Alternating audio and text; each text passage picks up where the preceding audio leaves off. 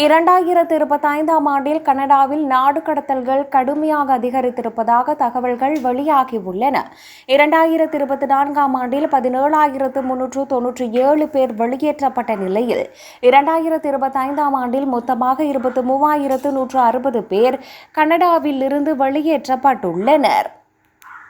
கனடாவில் கியூபெக் மாகாணம் அதிக எண்ணிக்கையிலான நாடு கடத்தல்களை பதிவு செய்தது. முந்தைய ஆண்டில் கியூபெக்கிலிருந்து 6,970 பேர் வெளியேற்றப்பட்ட நிலையில் 2025ஆம் ஆண்டில் 10,268 பேர் வெளியேற்றப்பட்டனர். நாட்டில் நடந்த மொத்த நாடு கடத்தல்களில் கிட்டத்தட்ட 1/2 நாடு கடத்தல்களுக்கு இந்த மாகாணமே காரணமாக உள்ளது. இவ்வாறு இருக்க இந்த ஆண்டின் ஆரம்பத்திலும் இந்த போக்கு தொடர்ந்தது. ஜனவரி முதல் மார்ச் வரையிலான காலகட்டத்தில் கனடா 5,260 நாடு கடத்தல்களை மேற்கொண்டுள்ளது. இதில் 2,886 நாடு கடத்தல்கள் கியூபெக் மாகாணத்தைச் சேர்ந்தவை. குடிவரவு அமைப்பை வலுப்படுத்தும் முயற்சிகளின் ஒரு பகுதியே இந்த நாடு கடத்தல்கள் என கனேடிய அரசாங்கம் சுட்டிக்காட்டியுள்ளது.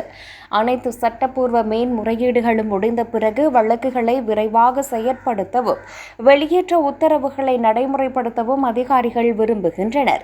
இவ்வாறு பாதிக்கப்பட்டவர்களில் பலர் புகலிடம் நிராகரிக்கப்பட்டவர்கள் அல்லது கனடாவில் சட்டப்பூர்வ அந்தஸ்து இல்லாதவர்கள் ஆவர். குறிப்பாக ஒரு குடும்ப உறுப்பினருக்கு நாடு கடத்த உத்தரவு பிறப்பிக்கப்பட்டு மற்றவர்கள் குடிவரவு முடிவுகளுக்காக காத்திருக்கும் நிலையில் அதிகமான குடும்பங்கள் பிரிவினையை எதிர்கொள்வதாக சமூக குழுக்கள் கூறுகின்றன.